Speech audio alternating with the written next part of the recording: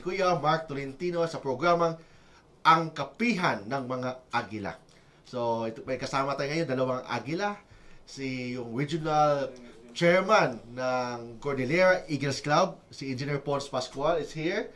And of course, our friends, Dr. Mike Aragon, ng National Chairperson ng Media Affairs ng Eagles Club.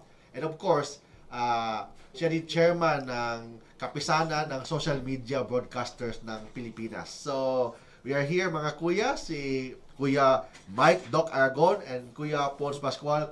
Galing pang Baguio. Nandito sa studio po natin para magpakilala sa atin. Same time, yung mga programs ng Regional Cordillera Eagles Club, mga programs, ano yung ginagawa ng mga kuya doon. And of course, sa lahat po ng mga followers natin, live po tayo ngayon sa Facebook page natin, sa Kuya Mark Tolentino Vlog and Attorney Mark Tolentino sa Facebook, and we have almost 300,000 followers sa Facebook and also another 300,000 followers sa YouTube. So live tayo ngayon, and ngayon we have the opportunity kasi kasama natin galing pang Baguio si Kuya Pons Pascual para magpakilala ano yung mga programs, ano yung ginagawa ng Cordillera Eagles Club doon po sa Baguio and particularly the region of Cordillera. Good afternoon sa ating lahat. Magandang mapagkalingang araw po sa inyong lahat. Tol Mike, yes. Kuya Mike. Pinagbigyan kita. Ang sabi mo kasi talagang kailangan pumunta ako rito. Kahit na kahit na ang layo po ng pinanggalingan ko, bundok pa po yung pinanggalingan ko. Pumunta ako rito kasi talagang malakas sa akin tong si Kuya Tol Mike . Talagang po ito, parang noon po kasama naman namin to matagal na. At kasama ko po ito, legal advisor po namin sa Cordillera Eagle Region 3. Yes, tama, sa legal advisor po namin. I'm proud to be a member ng Cordillera Eagles Club. So tayo yung legal counsel ng Cordillera Eagles Club. And may mga activities ng Eagles Clubs doon sa Baguio na active po tayo, sumasama po tayo. Of course, under the leadership of Governor Pons Pascual. So, tama po. At aktibo rin po si Kuya Mark Tol dito, si Kuya Mark. Yan po talagang pagkalimbawa doon sa pagdating po doon sa legal, talagang kalmanting-kalmanti po.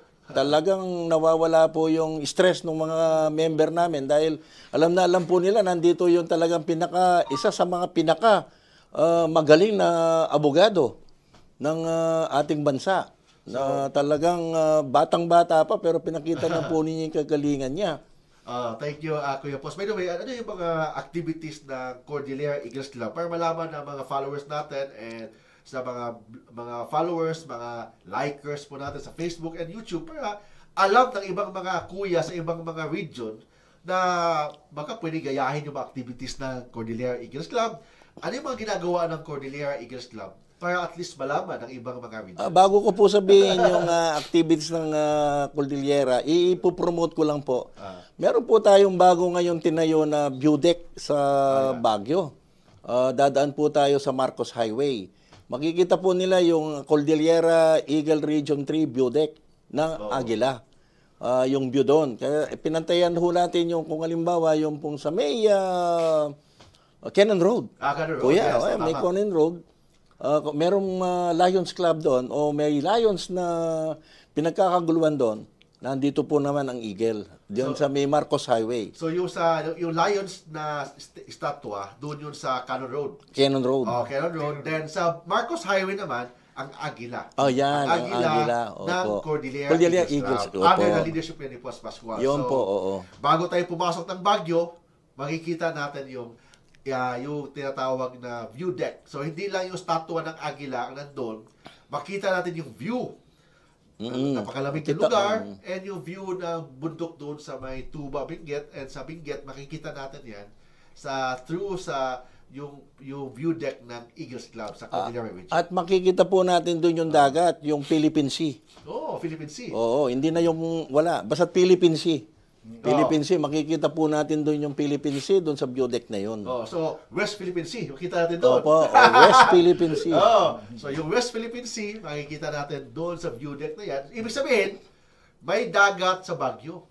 La Union. Habang nandun tayo sa view deck ng Tuba Benguet, na statwa ng view deck ng Cordillera Eagles Club, makikita natin ang West Philippine Sea. Kasi sinabi Kuya Pauls and Kuya Mike, kasi yung West Philippine Sea, may movement tayo. Of course, may mga Eagles Club, may mga faction pa dyan, may nagsasabi na dito ang tama, ito yung legitimate. Wala tayong pakialam dyan.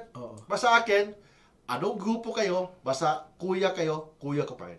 So, I will recognize everybody. Wala akong kalaban doon.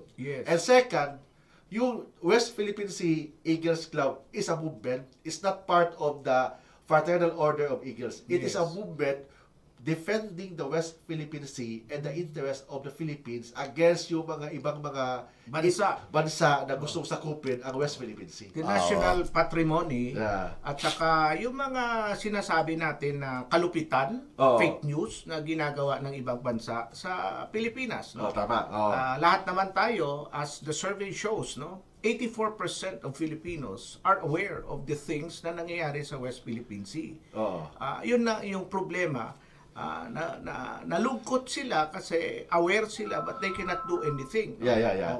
Now, 7 out of 10 Filipino voters na nakaregister ngayon, according to Pulse Asia na survey, Kuya, 7 voters out of 10 registered voters won't vote for a pro-China candidate. So dito tayo ngayon sa West Philippine Sea Eagles Movement, ang talagang concentration natin is bantayan natin at saka tulungan natin ang patrimonya ng Pilipinas laban sa mga ibang dayuhan na inaangkin yan. No?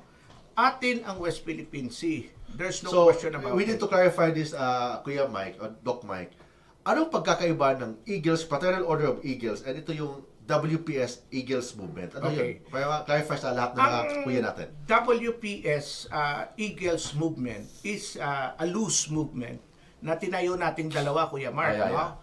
So that everybody, not only the Eagles, hindi lang si Kuya, si Ate, si Bunso, ang pwedeng sumama dyan na tulungan ang bayan natin na ilaban ang karapatan natin.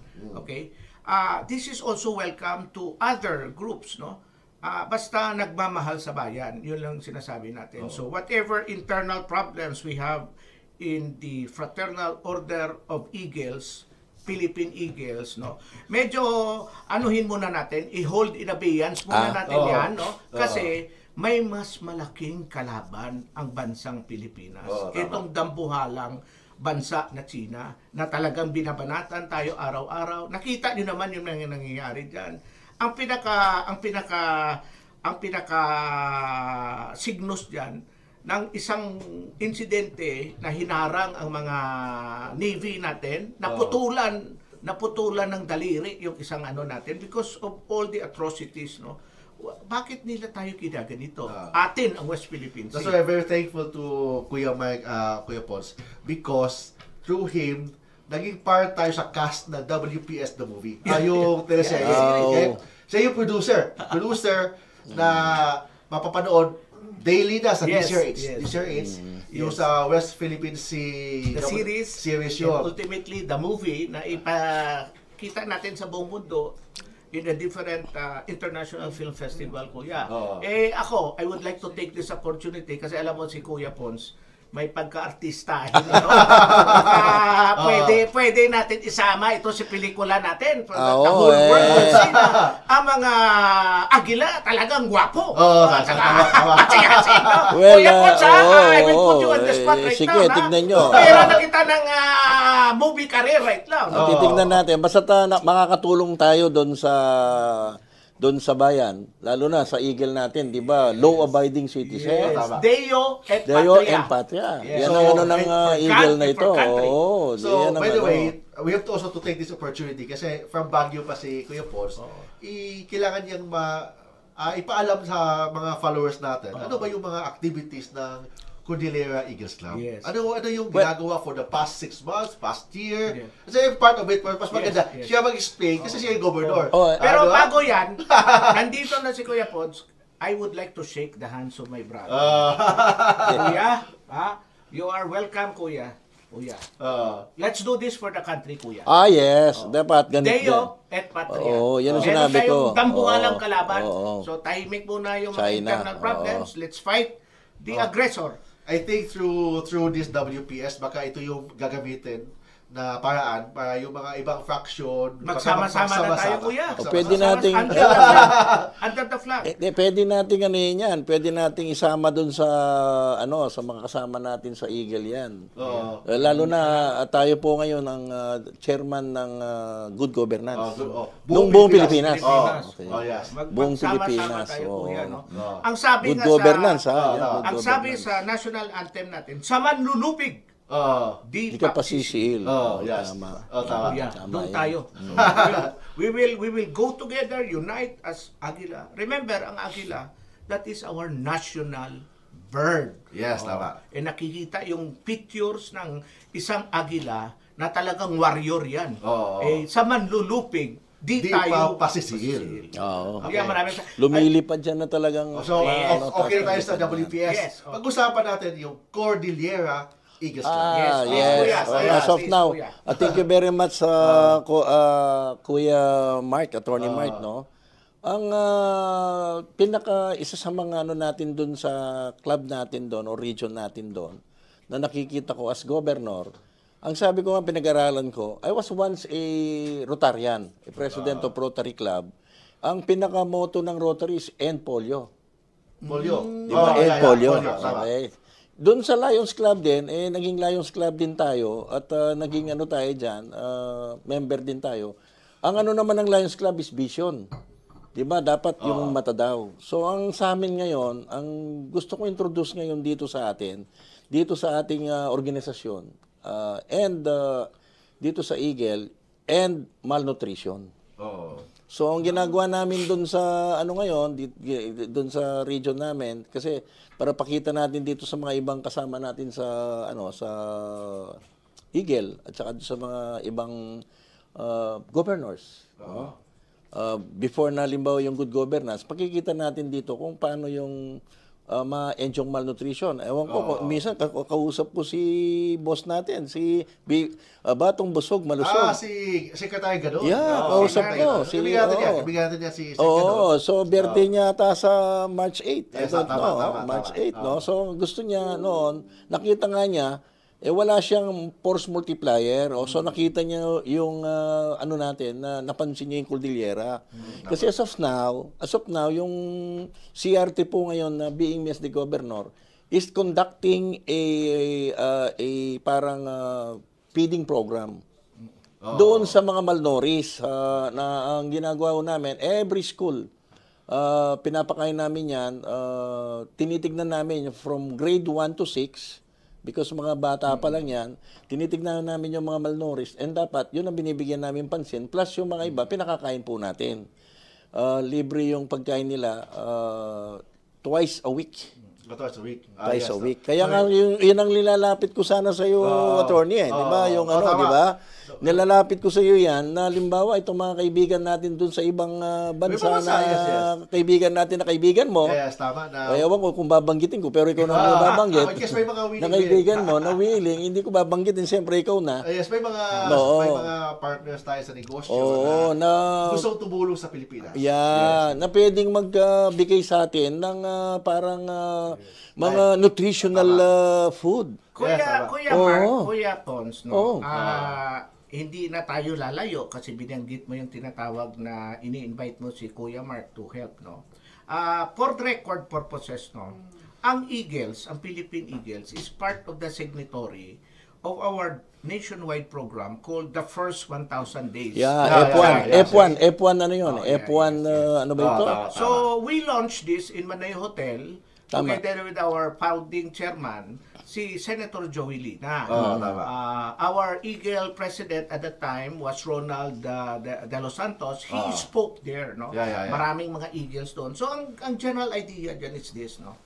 Bakit natin kailangan i-feed ang mga bata? Nutrition na sinasabi ni Kuya Pons. Because the first 2 years, or the first 1,000 days or 2 years of a child, doon nagsisimula ang pag-develop ng mga organo ng katawan ng bata. No? So yung mga bones, yung mga lungs, yung mga hearts, but all these things, ang pinaka-importante dyan is the development of the brain. Oo, tama. Oo. That's why, ang bata, kung, what you call this, kung within 2 years, hindi na bibigyan ng proper nutrition, ang development ng brain niya stunted. Oh. And that result to stupidity Tama. of the child. No? Stunted ang brain niya, hindi lumaki. Ang nangyari dyan, that has been proven to the PSA, the International Assessment, Scholastic Assessment Test, na nakikita na ang mga estudyante na Pilipino out of the 80 countries na nagkuha ng test, no? Number 79 ang place niya, number 80 kulela talaga. So tiningnan namin yan kung anong problema. Is there a problem about the way our DepEd gives education? Hindi eh. Nakita namin na ang mga taker ng mga exam nito na nagpe-failure, bumagsak, no? Belongs to the poor family or country. Doon namin nakikita. So kumukuha sila ng test, nahihirapan sila sa comprehension. Ang problema kasi nakita, ang mga kababayan natin, mga anak natin, na nasa elementary school, nasa high school sila, kumuha sila ng test, nakita na bagsak sila sa number 1, sa math.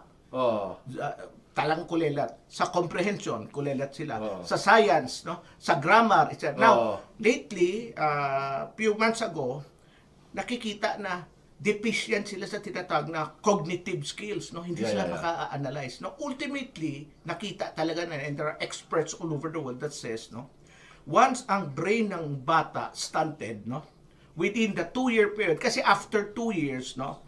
Develop na. Wala na, develop na, hindi na pwedeng kahit isang tonelada na truck ipakain natin nutrition, hindi na kasi stunted na yung growth. So that is the reason why ginilaunch namin ito ni Senator Joey Lina. Kasama ito ang mga grupo natin.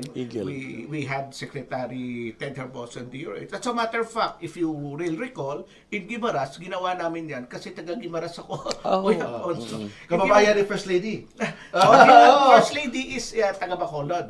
So what we did, no, since Ilongga rin si First Lady, we invited her to Guimaras to launch the parang experiment, no? Doon kami ngayon nagkakaroon ng nutrition feeding. So nandoon yung mga grupo natin, nandoon yung PCSO, Philippine Charity Sweepstakes, sina General Manager Mel Robles, nandoon si lahat, si DILG Secretary Abalos. Si Kuya Mike, siya ang nagpadala ni First Lady, kasama niya doon sa Guimaras. Hindi, request lang natin kasi siyempre ang objective natin yan, ang bayan may problema. Yan ang malaki. Problema ng bayan, ang mga anak ng bayan, na itong mga anak ng bayan, medyo stunted ang development ng brain nila kasi ang pamilya nila hindi makapakain ng tamang nutrition sa kanila. Now, why is it na in-invite namin si First Lady doon sa Guimaras? She went there. Alam mo naman, bundok-pundokin yung lugar namin. Pero, the First Lady is really so talaga, mahal niya kasi yung bayan ni First Lady, no? So pumunta siya despite the fact na rugged ang wala kaming luxury. Walang hotel yata doon eh. Wala kami we are the poorest of the poor province, no? Parang ganun yung setup. And yung bayan ko, doon ko si First Lady dinala, and we launched this feeding center because of the fact na ang bata may problema, Filipino child. Sino ngayon ang tatay ng Pilipinas? Di ang presidente. Tama. Siya yung tatay. So he takes care of all the problem of the country. Sino ngayon yung nanay ng bansa? Di yung First Lady. Ngayon, ang mga anak ng bayan na talagang nag-stunted, ages 0 to 2 years old, alam mo na yan. So sinasabi namin, Ma'am, First Lady, pwede ba ikaw naman yung nanay ng bayan? Please come and look at this. So, tinignan niya. Alam mo, Kuya Pons, ang nangyari? Pupunta siya doon sa Guimaras sa amin last year. That was June. No?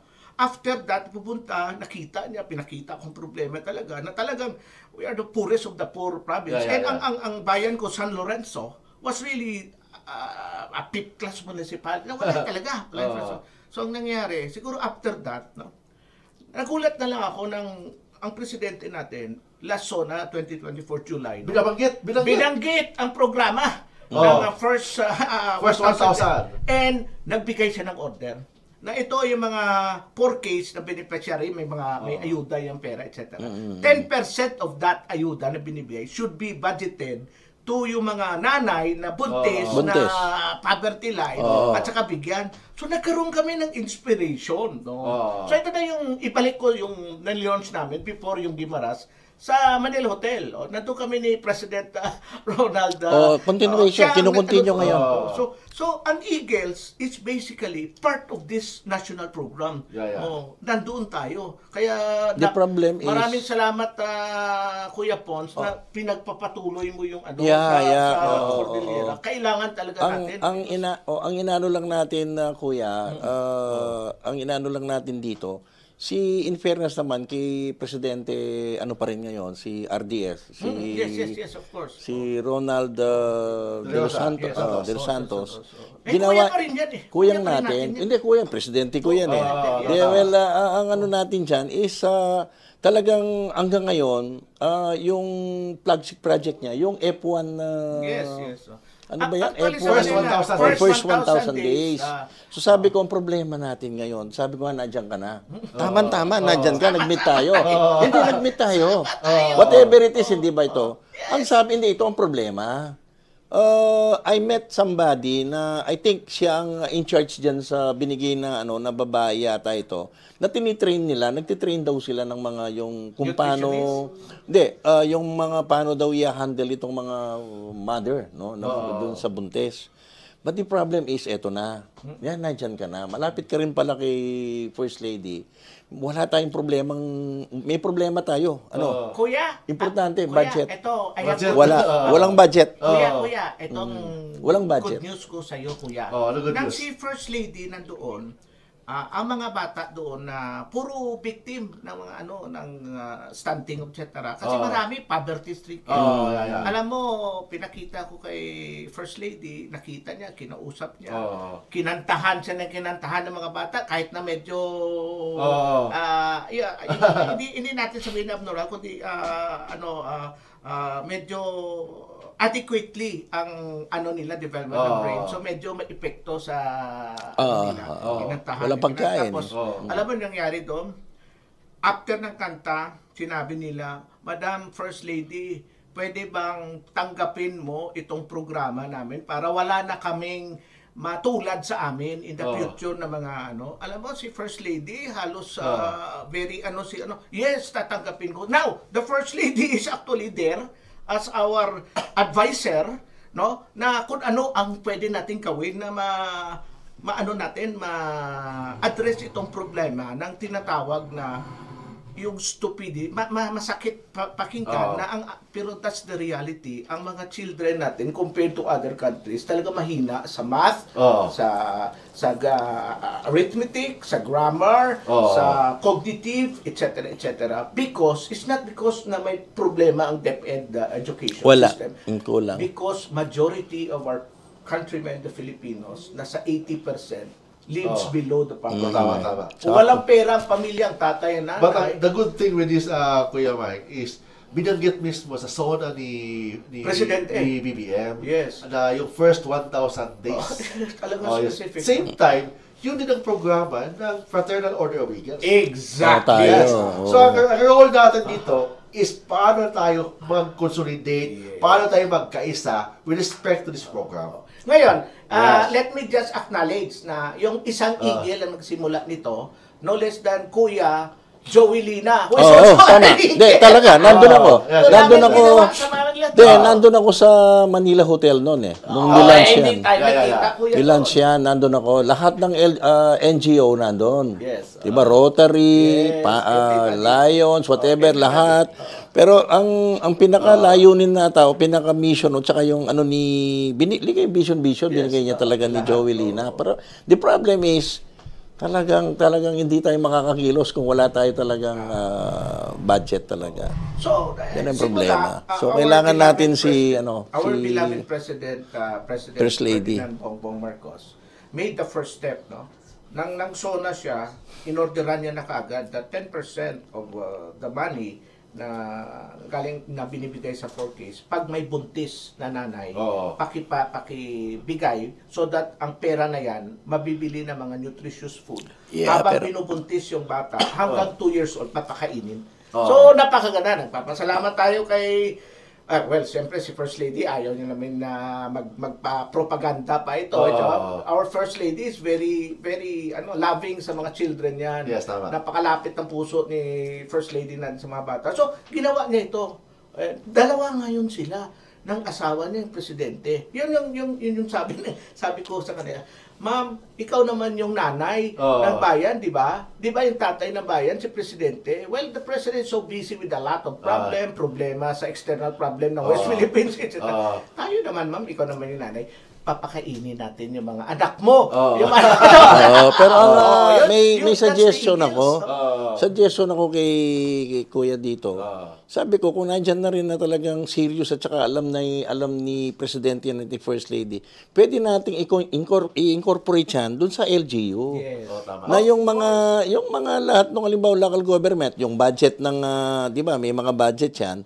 Kasi they were the one na talagang may from mayor down to barangay captain, down to councilor, alam na nila yung kung sino yung mga buntis doon sa buong area.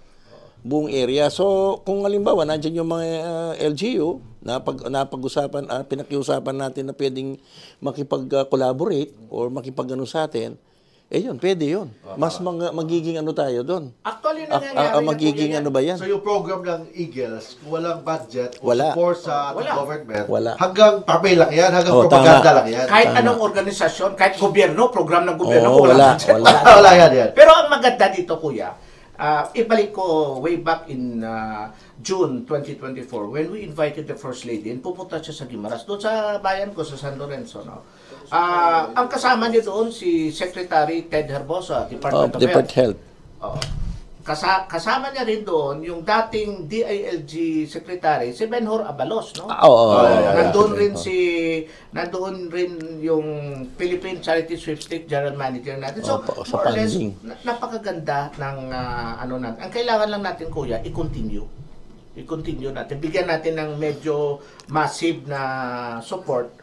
Siguro, what I would suggest is one of these days, pag nagkaayos, kasi right now, kuya, to be very honest with you, kami ni Attorney Mark, nakafocus kami sa problema ng bayan sa West Philippines. West It doesn't Philippines. mean na hindi natin ma-take care yung problema ng ibang ano. What we could probably do is, because nasimulan na natin with the First Lady, maybe we can go back to the First Lady or go back to the President, no?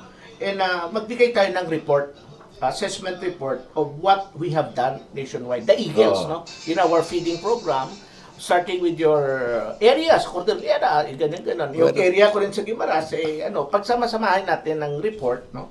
Then one of these days, siguro, we can invite the President to be our guest and honored speaker during our one of our meetings or one of our conventions nationwide na lahat ng Eagles nandyan. Well, ganito, sa March 8 kasi, I tried to reach out Secretary Gadon. Because kasi si Gadon kasi, hindi ba, Secretary Gadon is the presidential advisor on poverty elevation. Ang tawag ko dyan, kuya, Papa. Presidential Advisor on Poverty Alleviation. Papa Larry.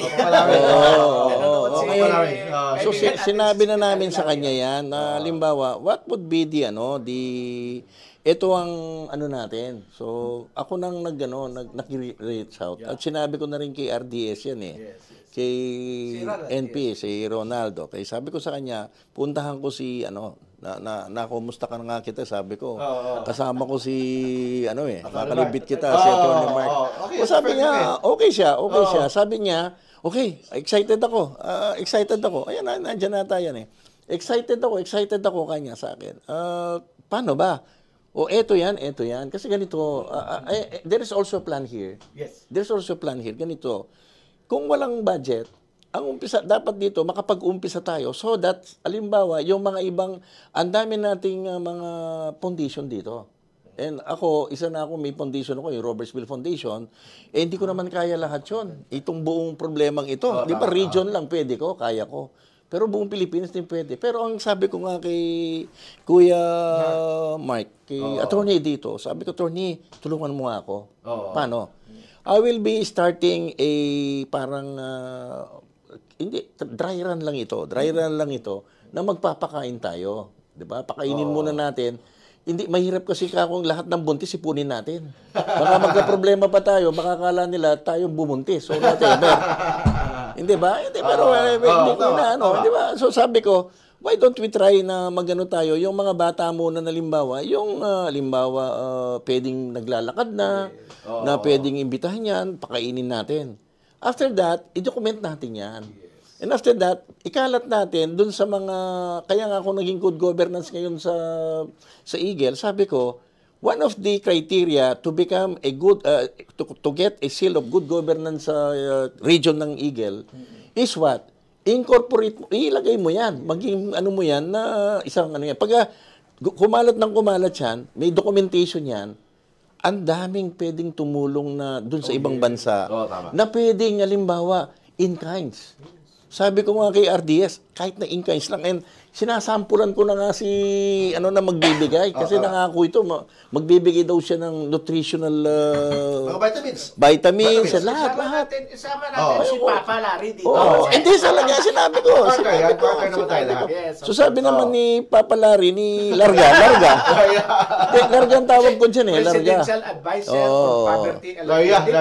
Hindi, pero ang sabi ko diyan Larga kasi, di ba nung tayo Larry ko doon Sabi ko sana, Larga, batang busog, malusog. Pero wala hindi ba? Hindi nabigyan ng budget si Papa so, ang nangyari dyan, sabi ko sa kanya, maingay yan Pwedeng magingay yan, nakasama yung Eagle na ito. After that, yung mga pwedeng mag-donate, ayan, nandyan. Sayang yung SM, Rubinas, San Miguel Beer. Pwede kahit na walang ano lang, tapos naka-backup din tayo kay Presidente, uy, ali kayo. Mag-donate kayo rito. Mga gano'n lang country. Yeah, that is to love, because we love our country talaga. Deo Patria nga Deo Patria. Tama. Yan nga, kaya nga talagang nag-ano na tayo niyan, di ba? Ito yung pinupuntahan natin. Napakaganda ng usapan natin dito. Dami, actually, kung hindi natin puputulin to, hanggang umaga tayo. Tama. Pero sa susunod na kabanata, abangan. Test pa lang ito. Nga. Yung programa sa Kapihan sa Agila, this is our episode pilot. First time. Hindi ka plano Hindi, wala akong plano rito. Oh my God. Hindi, pero ganito kasi. If you're really sincere, if you're really sincere in helping others, and you're really sincere na limbawa, i-share mo yung blessing mo.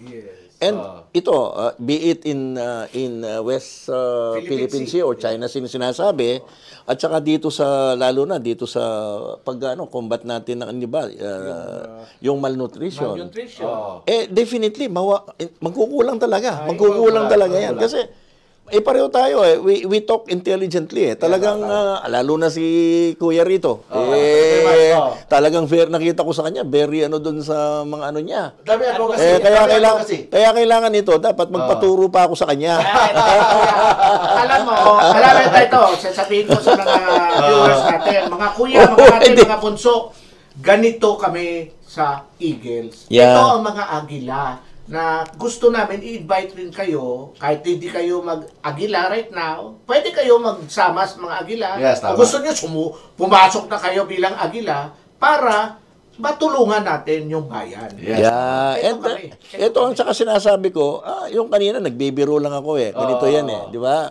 Ang Agila kasi, once an Agila, once an Eagle is an Eagle. Always an Eagle. Always an Eagle na yan. Eagle yan Dumaan na yun sa proseso, yung 5 eyes natin. Tama. Di ba? Hindi na tayo dyan. Lalo na, di ba? Tapos, nandyan na. Kaya kailangan nandyan tayo. So, tutulong tayo. Sa next episode natin, we will discuss in details ano yung Eagle. Ano mga advokasya ng mga Agila?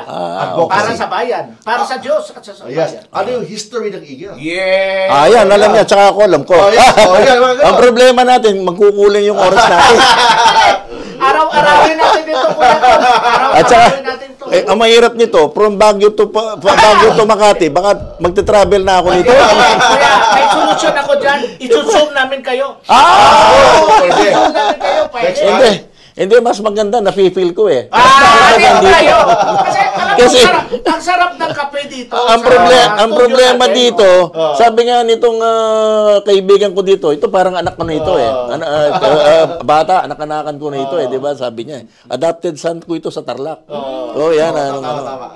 Nangyari, Pascual na rin ito Well, ang inaano ko dyan, ang sinasabi ko dyan, talagang, sinasabi niya sa akin kanina, mag-ano tayong ganito. Eh, ang sarap pala, no? Kaya, Kuya kasi Paul, basta para hindi, sa bayan. nalalagay mo nilalabas mo nalalabas tama, mo yung... Masarap na mahirap. Oo. Pero para sa bayan, ox na ox yan. Dati, mag-usap tayo magkape, tayong tatlo na nakarinig. Ngayon, ang dami nakarinig. Buong Mga bayan, mga followers natin sa Facebook, YouTube, and yung mga kuya natin na ate sa Yan, Eagle. oo. Pati sa Eagle. bunso, mga Yes. bunso. Yung mga potential na mag-join sa Eagle, malalaman nila ano yung advocacy ng Pero Eagle. hanapin rin natin si Minerva. Hindi lang si Kuya, si Ate, at saka Jojo. Oh. Baka si Minerva na wala eh. Kalikin natin si Minerva dito para magsama-sama tayo. Dahil Bilang isang agila. And anyway, 5 o'clock na 1 hour na tayo nag-usap. Bilis. Ganun ba? Yes, 1 hour na. So, Hindi pa pwedeng extension? Next time, Kuya. Next time. Okay. Gawin natin to. Next time, we will have a program. Maybe plano kami na daily na yung program namin sa kapihan sa mga agila. Yes. And for more advice, gusto ko yung tumawag sa atin, you can call me sa mobile number natin sa 0917-329-5353, 0968-881-1912. You can also follow me sa Facebook page natin sa facebook.com/Mark Tolentino Law, youtube.com/Mark Tolentino Law Blog. Ito yung kaibigan pa ninyo, si Kuya Mark Tolentino, kasama si... Kuya Kuya Pons. At saka si Kuya Mike.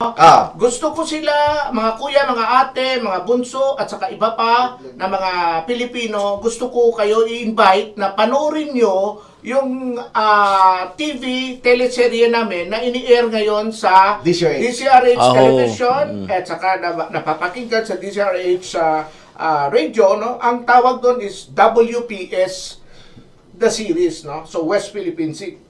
So you can listen to us and very soon ang season 2 namin, tapos na kami sa season 1, Yes. magiging season 2, no? Sa Matter Park sa Lunes mag-shoot-shooting na tayo dito. Tama. Ayun. Kaya nga inimbita ko si Kuya Ponce, gawin ko tong artista. Maraming salamat po. Okay, good day. Sige po. Okay, bye.